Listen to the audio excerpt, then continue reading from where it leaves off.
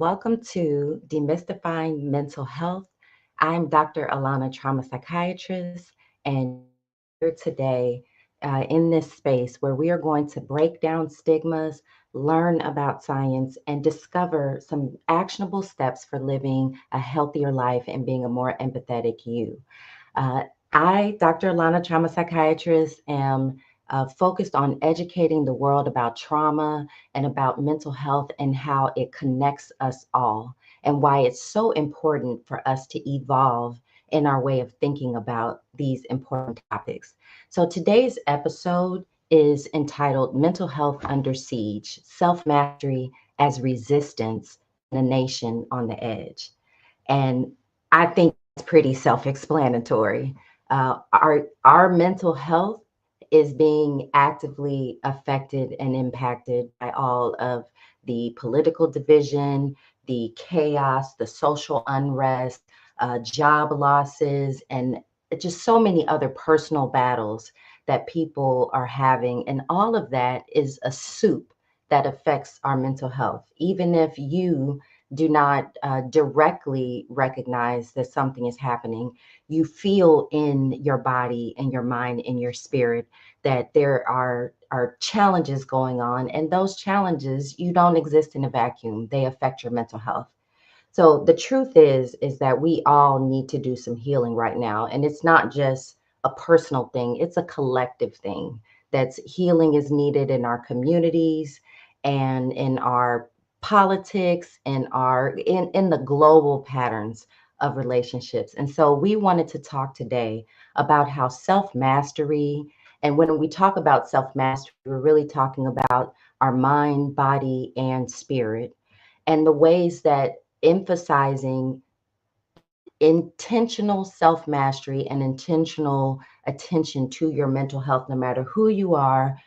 We're going to give you some strategies to not only survive these trying times, but to still thrive within these challenges as we are battered about with bad news. And just recently, we've had another mass shooting, and it's gotten to the point where we have so many mass shootings and violence and rebellions and things that it really does feel like true psychological distress. And we want to validate that. So I'm so excited to have with me today Dr. Tama Bryant.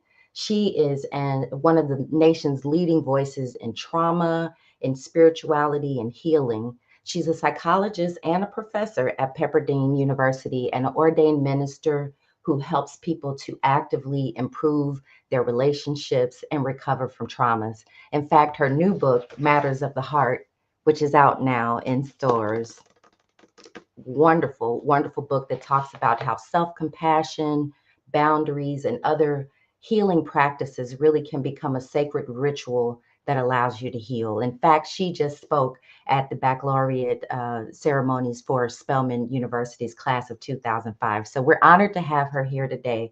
Please help me welcome Dr. Tama Bryant. Thank you so much for having me. I'm so excited to be with you. All right.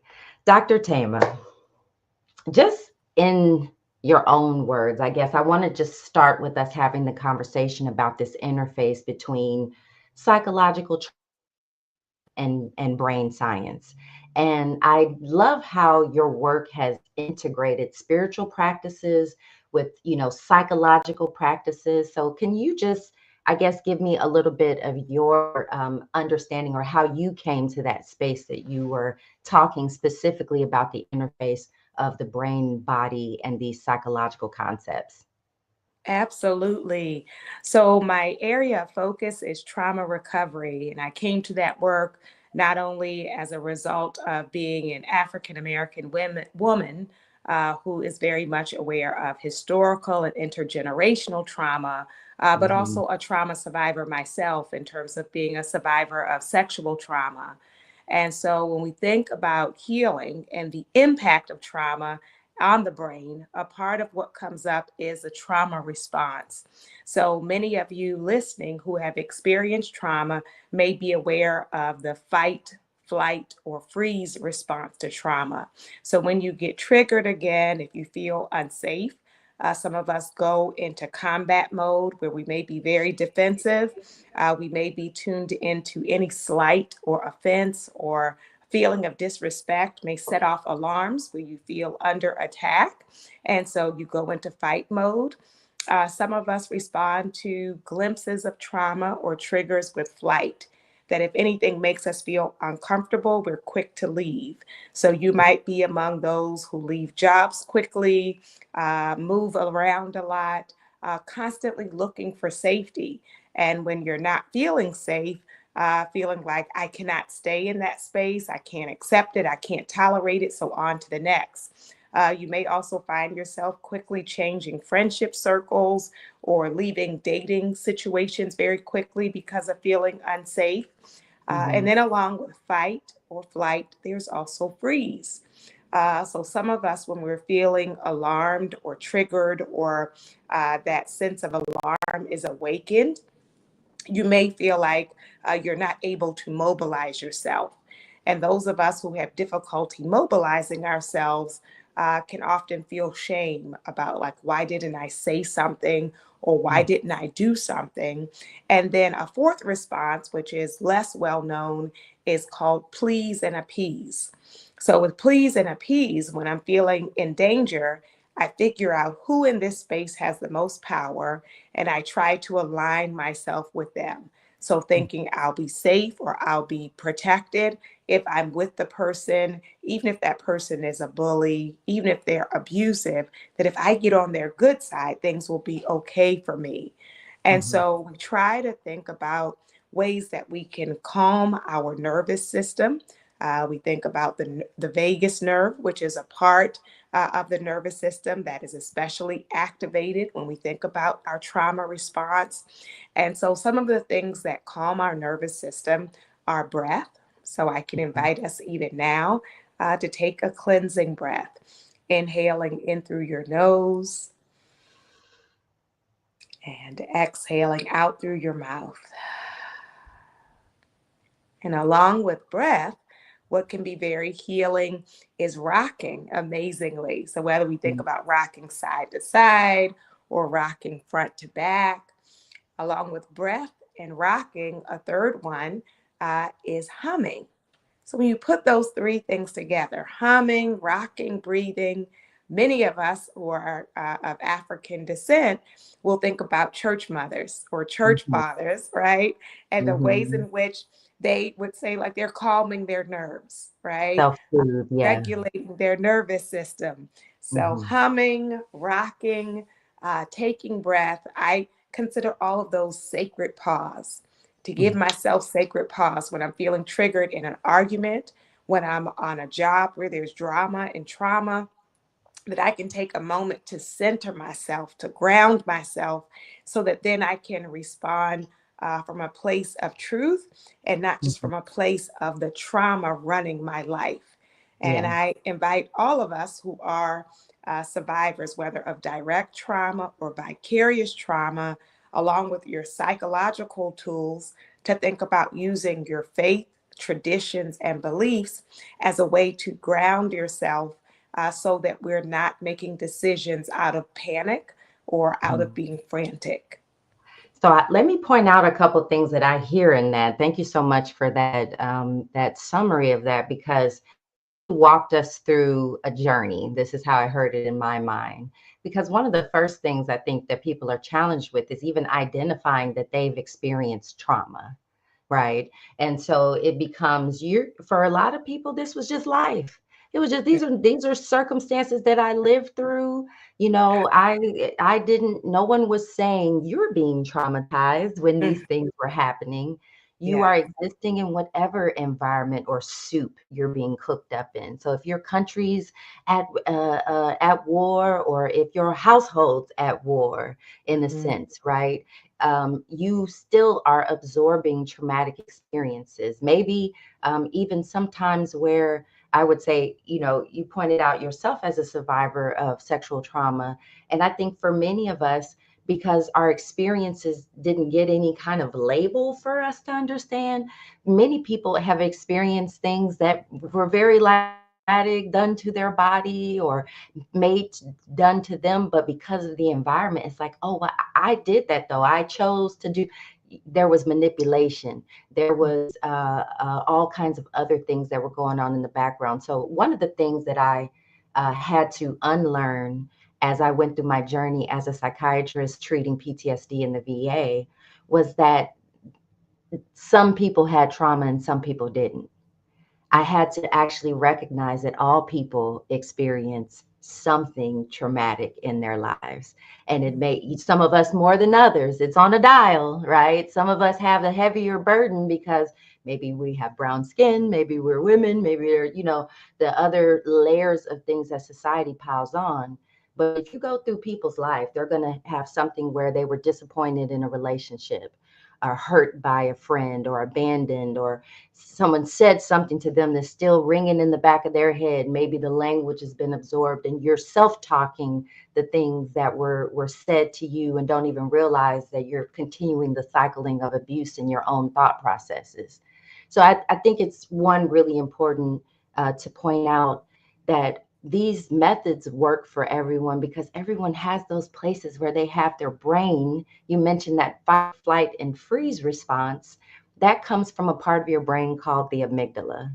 And that, so I'm huge on teaching about 6 primitive brain systems that are predictably programmed by psychological trauma. And you touched on 2 of them, the amygdala and the reticular activating system. So your amygdala is not just a part of your brain that creates the fear responses like fight, flight, freeze, and please, but your amygdala creates all of your emotions. So it does just as well as it does fear, it does excitement, it does embarrassment, it does grief, it does sadness, it does happiness, it does joy, and it's all coming from inside of your own brain. But it's not based on any reality. It's based on what we've learned to tell ourselves and our beliefs and how our brain has been programmed to decipher what's going on around us. And I love, actually, I'm going to go to a part of Doc, the importance of learning to use emotional vocabulary and to think of it differently. And I think that's such an important thing for us to emphasize because right now, so many people, um, the misinformation about emotions is more prevalent than people actually understanding they come from inside of us. They come from in me. That's why those breaths work so quickly because your brain is taking in information through your eyes, your ears, your skin. Your skin is your biggest organ, right? So you're sensing things, and then your brain is and kicking out calculations that then send those responses into your body. So we talk about being triggered or shutting down emotionally or having difficulty dealing with those emotions. I want us to be able to recognize that emotions are always present. Even when they're in the background, your brain is always running. Even when you're asleep, your brain is doing things. So it's important for us to tap into those emotions. Doc, I'm going to read a portion from your book. This is the chapter, Being More Emotionally Available. Okay. I said, come on, sis, preach. So you gave some signs of when you may be emotionally available. And I thought this was such a great breakdown. I'm just going to read a few of them. Signs that you may be emotionally unavailable. You haven't had a close friend or long-term committed relationship. You feel uncomfortable sharing your feelings or experiences. You find verbal or physical affection uncomfortable or awkward. You never make time for people. You have organized your life in such a way there's no space for connection. You don't share with others information about your life, friends, work, hobbies. You think emotions are a sign of weakness. You have a pattern of being attracted to people who are similarly unavailable, like married, long distance, emotionally distant, because it protects you from having to be known, available, and seen. People get upset for you sending mixed signals. Your words and actions sometimes don't align. You require perfection from people and thus are quick to pull away and end connections. And there's a few more, but I thought that was such a beautiful list of ways that people can start to recognize that they may need to connect to their emotions and be able to talk about them. Did you have anything that you wanted to add to that. Yeah, I'm so glad for you reading the list because I think sometimes we hear terms like emotionally unavailable or Hmm. trauma, and we think they apply to other people, but don't take the time to see ourselves. It can be much easier to quote unquote diagnose Hmm. other people, right? We see their issues or they're problematic, and I encourage people to think about even in terms of your past relationships, do you just have an understanding of what the other person did wrong, or can you see yourself? I like to say that we can pull the wisdom out of our wounds. Hmm. So, like, what did I learn from the way I showed up?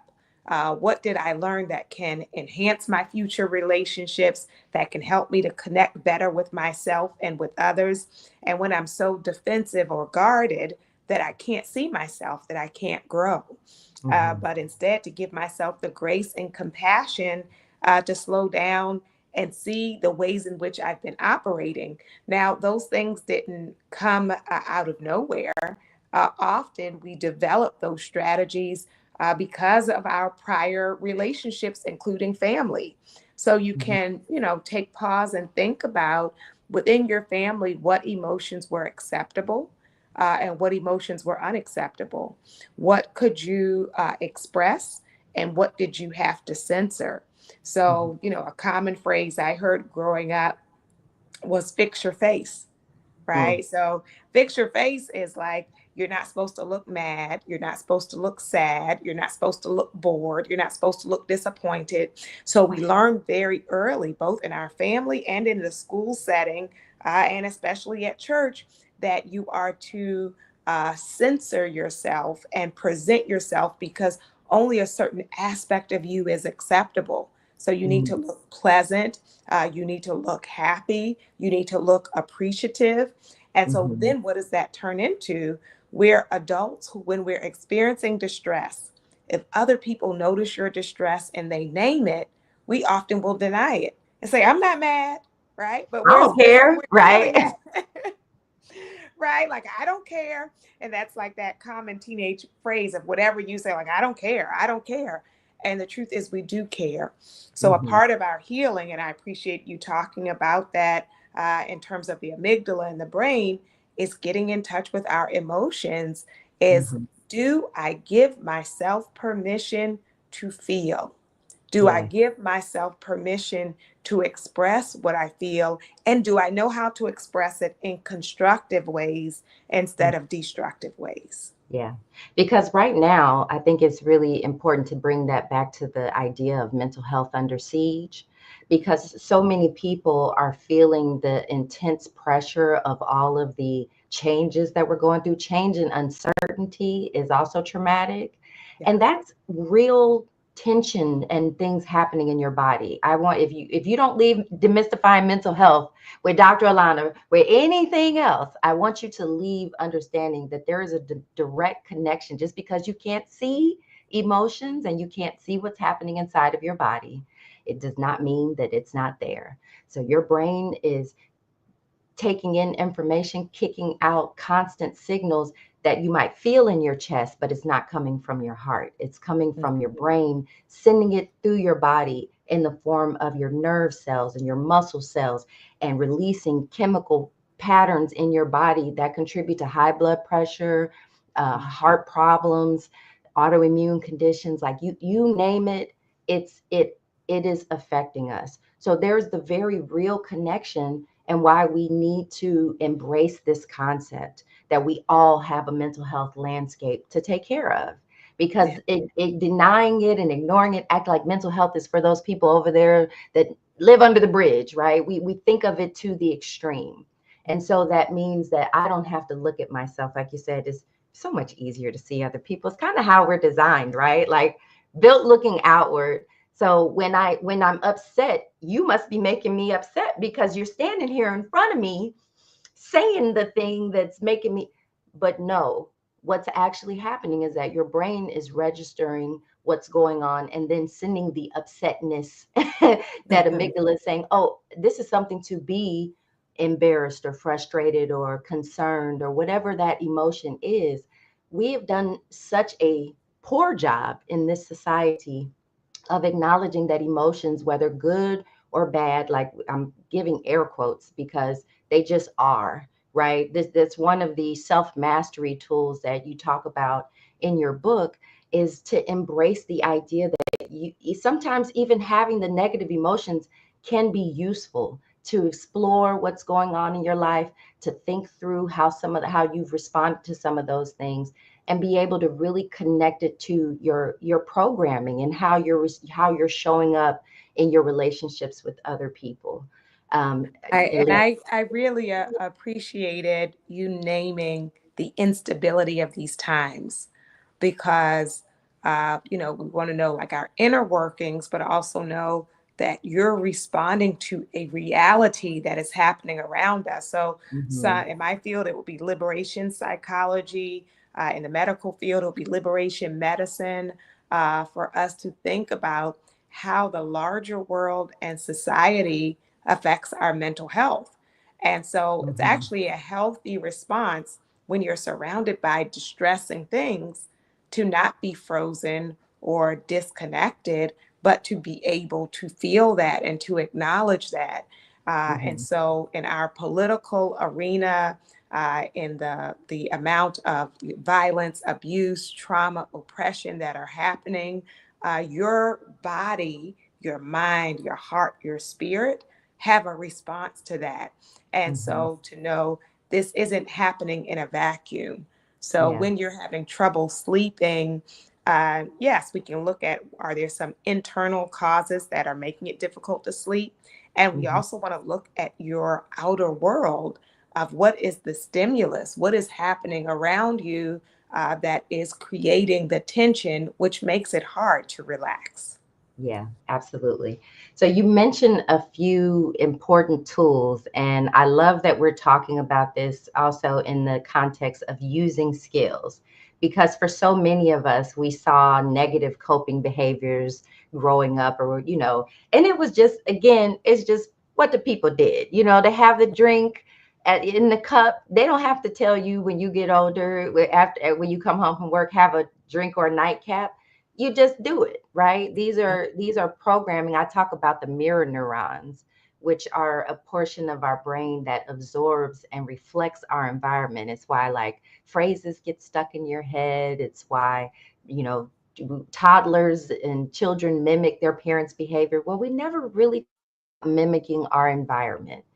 So if you really watch yourself, again, these empathy skills, if you all been following me for a while, I'm always pushing the idea of empathy skills practice, the act of removing yourself from your own internal bubble of perception and taking on the thought process, the experience, the beliefs of other people. Just do the imagination exercise of empathy, and it helps us to see things outside of our own perspective and be able to appreciate it differently. So, as I'm watching over the last, I don't know, 10 to 15 years, more than ever, I'm hearing conversations about topics of like trauma, and you're hearing the words empathy, and you're hearing that. That's new conversation in my experience of psychiatry. I don't know about you in psychology. What have you noticed an uptick in people actually really talking about this in the common language? Yeah, it's interesting because with trauma, when I was going through my training program, it was like an area of expertise that some people would choose to address. And I was among the Mhm, some people who chose. But mhm, now in our training program, as you mentioned, I teach at Pepperdine in our master's and doctoral program, that now we have like a mandatory course on trauma that everyone who goes through our program takes the class, because of trauma being so pervasive. mhm, So it's not just like, oh, a few people might be interested, to address this rare issue, but instead recognizing how all encompassing trauma is. Now, I will say, as it's been used by the public and even in social media, sometimes it gets overused. And so mhm, people will say, I'm traumatized. And what they really just mean is stressed. right? Mhm. So they'll say, you know, my job is getting on my nerves, or my mother's getting on my nerves. They're traumatizing me. Mhm. So, you know, it is important that we're a part of the conversation, we being health professionals, to help people to not only have an awareness of the language, but to understand the meaning so that we're not over applying concepts. Oh my goodness. We could do a whole session on how we throw around terms like narcissism Yeah. and borderline and yes. Yes. But that's why we're here. And thank you for joining us today. You are here on Demystifying Mental Health on blackdoctor.org. If you're just joining us, I'm Dr. Alauna, trauma psychiatrist, and I have my amazing special guest here, Dr. Tama Bryant. And we are talking about self mastery as a resistance tool in the face of our mental health being under siege. We are thinking through not only that, validating, I think, first of all, for many people that yes, it is what you feel is real, and that there is an extra added level of stress that we are all experiencing because we are in this space where, see, this is blackdoctor.org. So I'm talking to my people like, this is stressful. Okay. We thought we had gotten past some of this stuff in America and we were just, moseying on along after the Civil Rights Act. And here we are again, back in this space where we have to actively fight for what we feel like should be some of the most simplest of understandings, right? So you mentioned a few things that you do that help you beyond grounding yourself.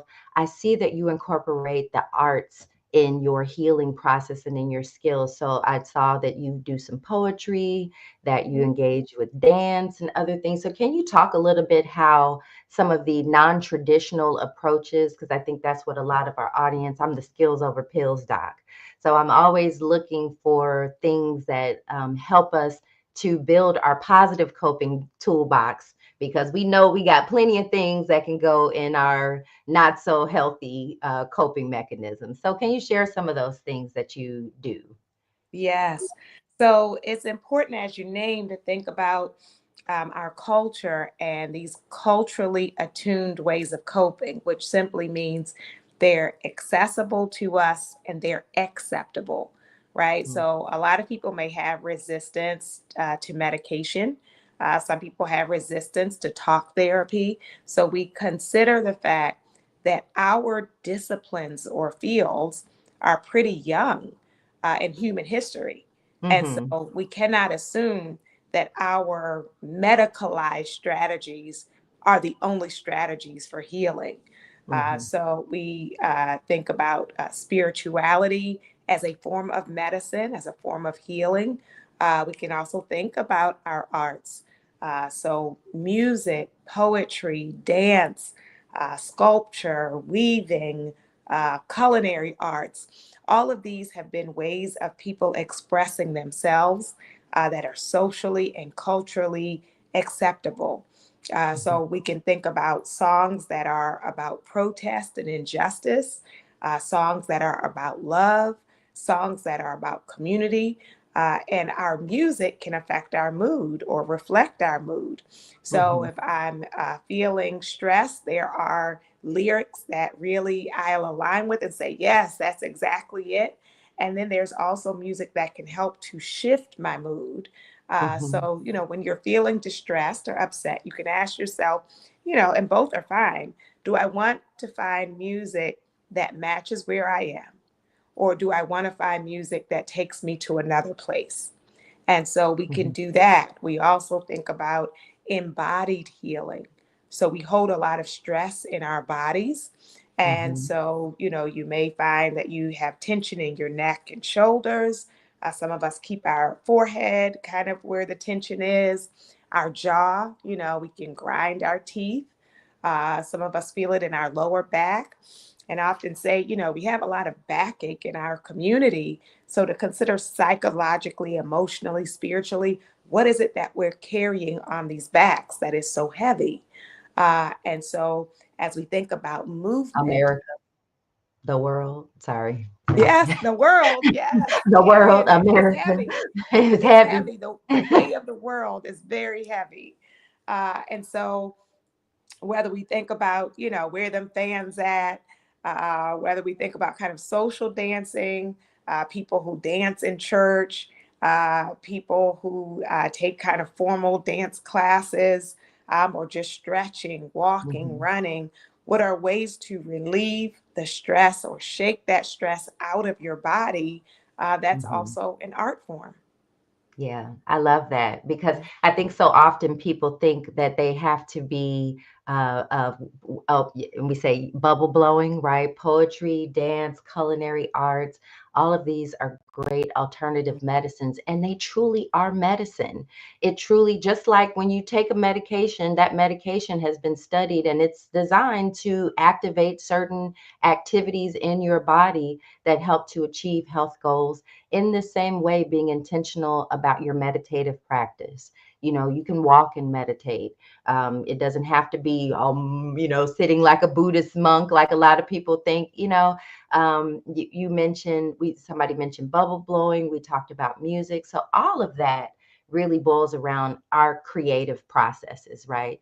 The Yes. things that allow us to most be ourselves and to get out of judgment of, oh, people are going to think, if I'm dancing, I'll look weird. What if somebody sees me? Like, those are the things that, those internal emotions that we talk about that, nobody wants to actually give credit to unless it's anger or unless somebody's crying or screaming.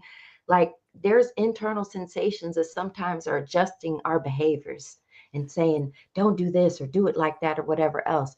What it looks like to be healed from trauma is to be so sure of your authentic self that those internal moments don't shake you from doing those things that are going to put you in your most peaceful state, your most joyous self, your most authentic space where you're existing in a way that you feel like this is truly me, not what my parents told me, my grandmother, the world around me. All of that is sending suggestions, but Mhm. only you really in your healed and most authentic state are able to really define what kind of person you want to be and how you want to respond to things. And in that way, you start to develop mastery of these brain systems, these amygdalas and these vagus nerves and these brain responses. The more you connect with it and realize, like, hey, I can control that, the Mhm. better that you get at not feeling so out of control when the world is challenging you with these different points and these different things that are happening.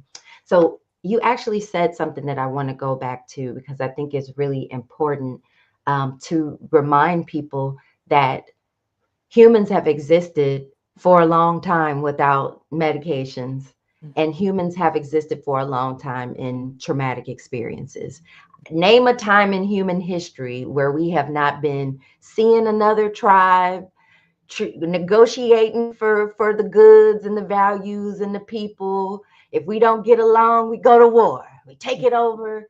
We stick our flag in it or whatever you want to call it, and exterminate the things that we don't like about the other peoples or cultures. And then we move on and we do it again.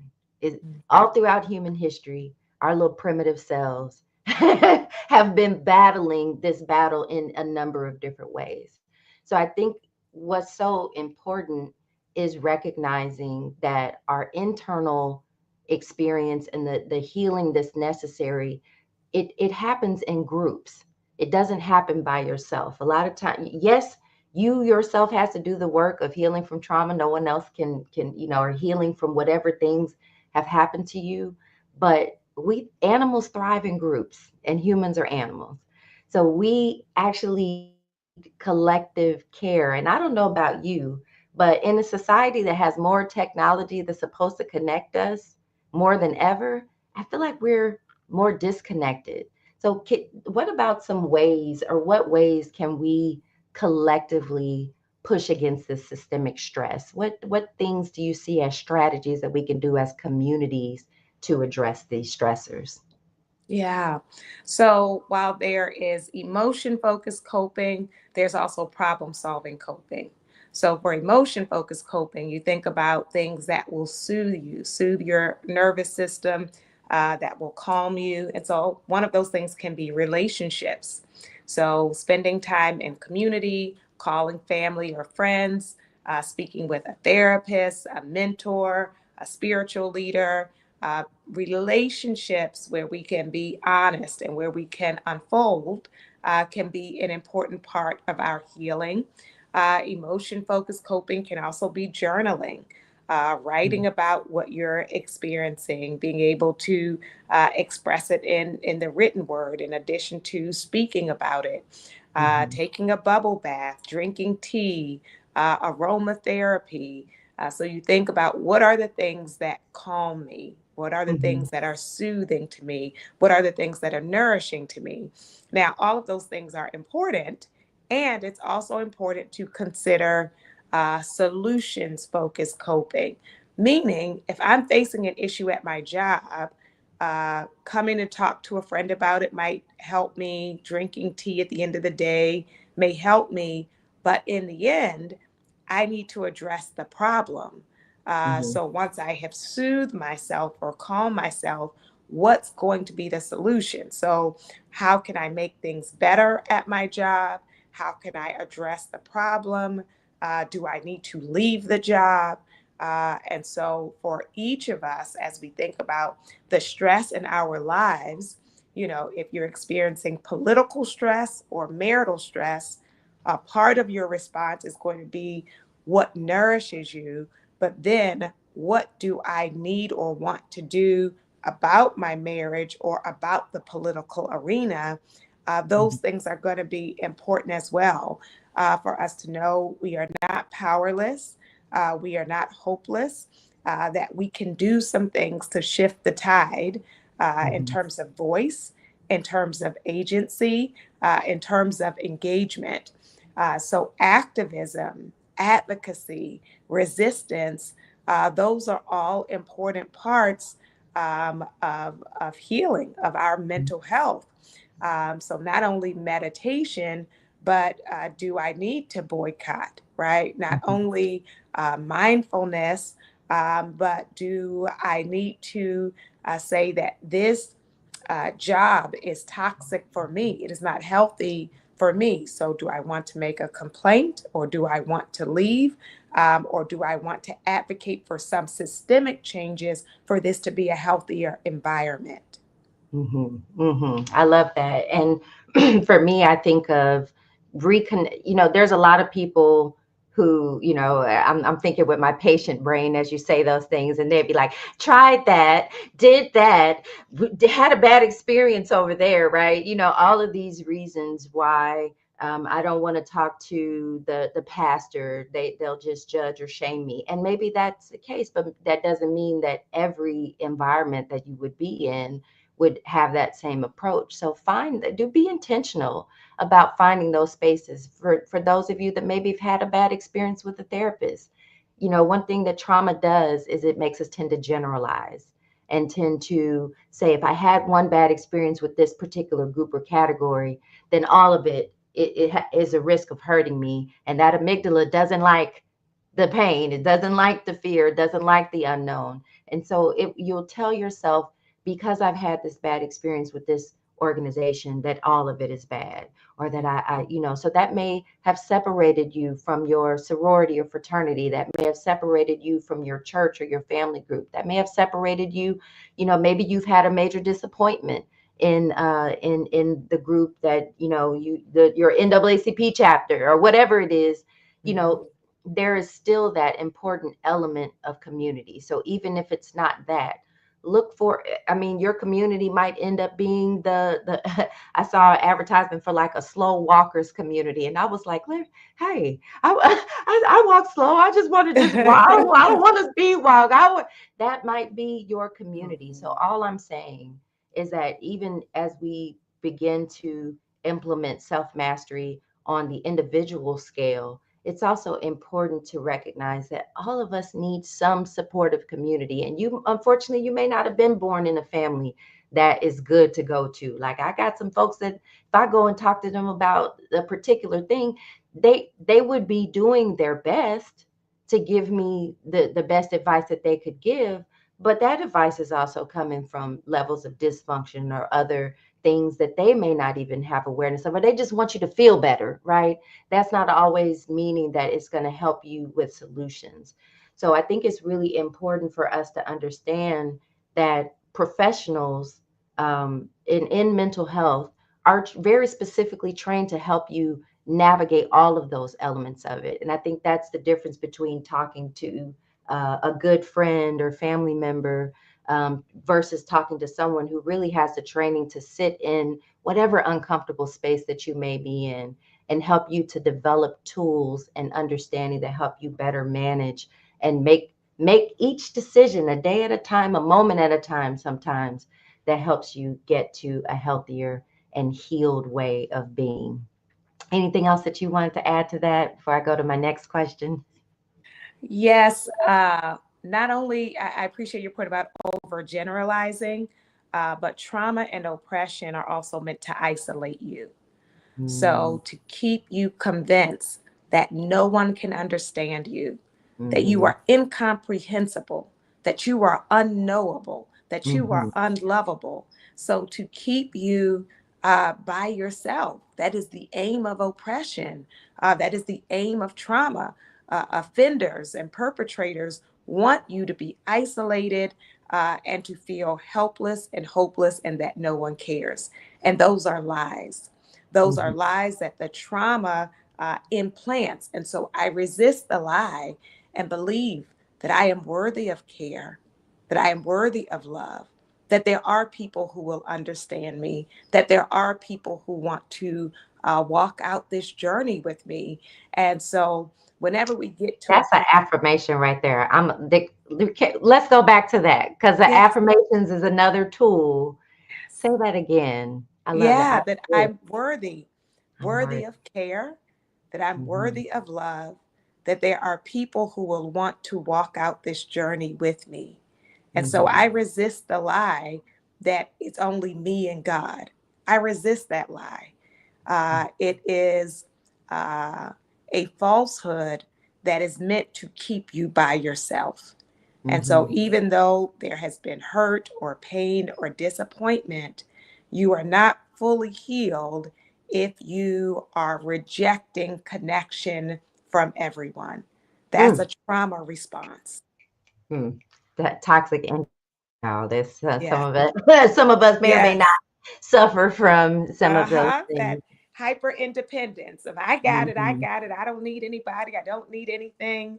It's because Yes, we're used to being disappointed and we're afraid of further disappointment. And so we become a one person army, which is yes. not the same thing as being healed. That's right. As Nikki pointed out in the comments, like this is so important. Being a hermit is not healthy, and it's a symptom of unwellness when you can't be around other people. Now, I love Mhm.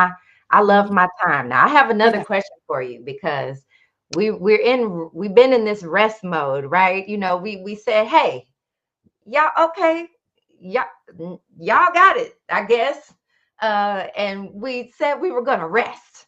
Mhm. And we have rested. I actually have really engaged in the practice of sacred rest, and really in the last year have thought very intentionally about how some of the unique ways that rest is resistance, right? When somebody wants to work you from sun up to sundown and underpay you and stress and strain you and make laws that make you less free and have less control over your life, uh, to rest and to be well rested is actually a intentional expression of self, right? I've watched Gilded Age on HBO not too long ago, and how fancy and gorgeous it was back in that Gilded Age. But there was the battle between the people who were working 60, 80, 100 hours a week and the barons who were making all this money with their companies and didn't want unions. And these people like, hey, I'm willing to die for this, to create this so that my children's and children have a future where they don't have to work in this way. I feel like we're in this moment in America where we're really looking at our economic system, our government structure, our peopling structure, our politics, and recognizing that it's built to stress you the heck out. and keep you so stressed and disconnected and tired that you can't look up and see, like, wait a minute, this doesn't make sense for these few people to have this much of the what, like, what? Like, I'm gonna take my money elsewhere. It doesn't make sense for you to not want a diverse and inclusive experience of the world when the world is diverse and inclusive. Like, what are you talking about? White supremacy makes up a delusional state of separation that really can't exist without stress and damage and oppression. So here we are in this rest space. And I love rest, but I'm also at this point now where I'm like, I want to focus on joy. And I saw a video that you did about joy as a resistance. So I'm like, ooh, if I add that joy on top of the rest, okay, they're gonna get you're almost unstoppable when you realize how channeling these what seems like obvious techniques, but really is not in this day and age, because growing up, I don't know, nobody cared about joy, happiness. What? Get a job, pay your bills, stay out of jail, and have get married, have kids, whatever. But nobody was worried about your emotional state. So can you just talk a little bit about joy Yeah. as a tool of resistance? Yes. And I will do and circle briefly back to your point on rest. And I love Tricia Hersey's book around rest as resistance. Um, it is important for us to really take in the difference between resting and quitting. And some people have taken the permission for rest and boundaries to be quitting, Mm, and we cannot quit. Oppression is running rampant. And some people who have been saying this isn't our fight, if you don't see the interconnection with what's happening with our reality, it's going to be too late. yeah. So the we are Still not. show up. Yeah, Just show up yes, rested, but still you right, got to show up, right. right? Yeah. So, rest becomes like, how do I have a lifestyle that incorporates a balance of rest and engagement, as Hmm. opposed to the pattern we had before, is we would work ourselves to the bone. And then when we were exhausted and sick, then we would say, oh, I guess I need to rest. And then Hmm. we'd go back to the same pattern of overextending and overworking. Yeah. So instead, we want to think about in a daily way, on a weekly way, how do I interweave rest into my lifestyle while I am Mhm. also an activist, or while I'm also a community member, while I'm also a part of my family, to create a pace that is sustainable is what I would Mhm. invite people to do. And Mhm. then joy as resistance is so important. I feel like it's rooted in our faith.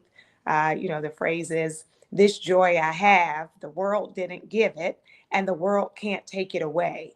So Mhm. then my emotions are not solely based on what I see. It is not solely based on the reality of what's happening in this nation, but a part of my emotions are based in what I believe is possible, Mhm. what I am hoping for and working for. And it also is around, uh, is my focus expansive enough that I not only see the problems, but I see the victory. So Mhm. we encourage people to train their minds to see the advances. So we see the oppression.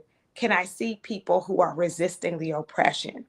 I Yeah. see the hateful speech. Do I see any examples of people who are operating in love? And Yeah. so then I am not in denial about the harm, but I also feed my hope. And we call it radical hope, because it's not only hope for myself, but hope for the collective. And that Mhm. gives me joy. Mhm. So one of the great examples I see of that is with voter suppression. They were closing a lot of polls that were in most predominantly Black neighborhoods. And so then the lines were super long. And, Mhm. the word was going out, don't get out of line. As long as you're in line, they can't stop you from voting. And Mhm. so I believe it was in Philadelphia, this video of this super long line of people waiting to vote, Black people. And somebody brought music. and started doing the electric slide in Mm-hmm. line to vote. So it's in the midst of the oppression, in the midst of the suppression, in the midst of the attempts to silence and erase us, for us to have the joy within ourselves, a joy Mm-hmm. based in community, a joy based in legacy, recognizing we come from people whose opportunity to vote was blocked Mm-hmm. and still overcame. Yeah. And so that joy feeds us, it nourishes us, it gives us resistance and faith to not give up. And, you know, what I like to say to people is if we wait for everything for everyone to be fair before we can experiencing any joy, we will live a joyless life, Joyless life. Absolutely. right? Right. So it's while I am working for things to be better, I also cultivate, create joy and joyful experiences for myself and for others. Yeah, I think of emotions as a compass and joy and peace as being my North Star. You know, if I can find that space in it, then it keeps us going because I don't know about you, but I hear a lot of people using apocalyptic terms and, being so afraid of the end. And the way I see life is that everything runs in cycles. So even an ending of one thing is a beginning or a renewal of another. So I feel like this is us evolving into a new era because how can we call out the absolute psychosis of things like white supremacy or even science has proven, and I won't get too deep into this, but science has proven that genetically humans are 99.9% the same from a DNA code. Even though we have all of these differences, there's only one human race with a lot of different ethnicities and even more cultures underneath that. But genetically, we are far more similar than we are different. And the little tiny pieces of code that make our skin darker, our hair more curly or dark, those are teeny weeny, itsy bitsy. It's hard to explain to you what a small portion of the 6 billion pieces of DNA code that are in you result in these physical differences that we've made such a huge thing. So when it comes down to where we are as a society, I think about something that historian Heather Cox Richardson said. Authoritarians cannot rise if there are strong communities and people are acting with joy. They need despair and anger in order to rise. And so that means that you using this joy tool, it's not just a personal thing, it's political, it's communal, and it will help protect all of our freedom because that means that you show up even when, and as Dr. Tama says, rest is not necessarily I'm just going to stay at home and sleep 12 hours a day, okay? Rest is sometimes in that 15-minute power nap that you allow yourself to have or that day off that you take because you know that if you don't take those regular days off or vacations you'll likely experience burnout which will just catapult into other things. So rest is not necessarily in the length of your sleep. It is in your attitude towards the world where you are willing to set boundaries even for yourself, boundaries with your phone, boundaries with your family and your children, boundaries with what task you'll take on and what things you will turn away.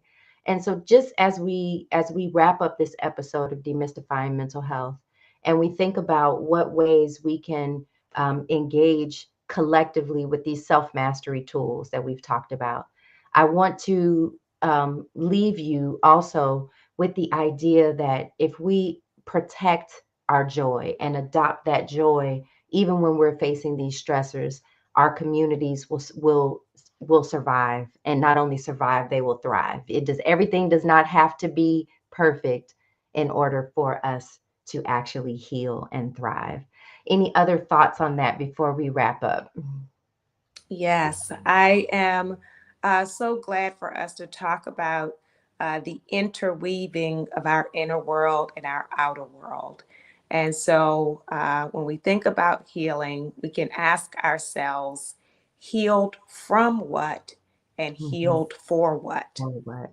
And Mm-hmm. so, you know, we heal from the oppression, the trauma, the violence, the distress, and then healed to what or for what puts us in the mindset of growth, of purpose, of possibility. So we Hmm. are here for more than tending to our wounds. Our wounds were meant to derail us, distract us, discourage us from what we are actually here to do. And so, Hmm. yes, we want to heal, but then we want to really engage around our purpose so we can live full lives, abundant lives. And so, I believe we are here for something. And I encourage people to think about what you are here for and not to let the hurts of this world keep you from what you're here for. Mm.